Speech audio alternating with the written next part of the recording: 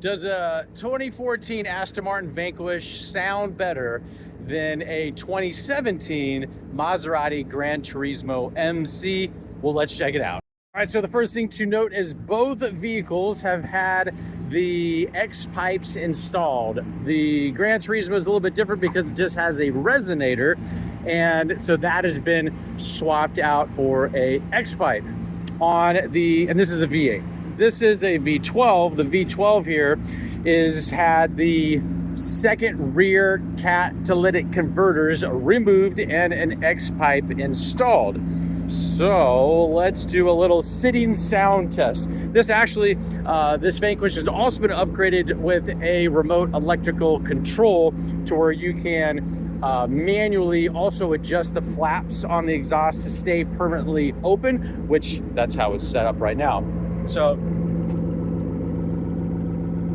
all right, that's how it's sounding. Pretty good. So from a volume standpoint, they're both pretty loud, pretty loud. Let's do a rev test. Let's start with the Maserati. And now the Aston Martin. Now both vehicles sound ridiculous. The Aston Martin definitely has more of a refined, kind of like higher pitch, but the Gran Turismo, I'm telling you, this Ferrari-based motor just sounds ridiculous.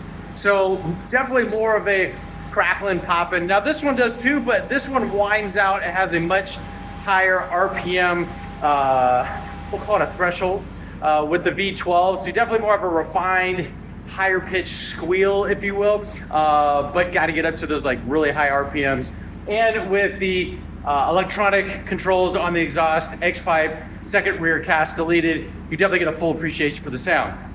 On the Maserati, the sound is a little bit, let's just say raspy, even at lower RPMs, which is just kind of nice, especially when you're cruising around, you're not having to like really get on it.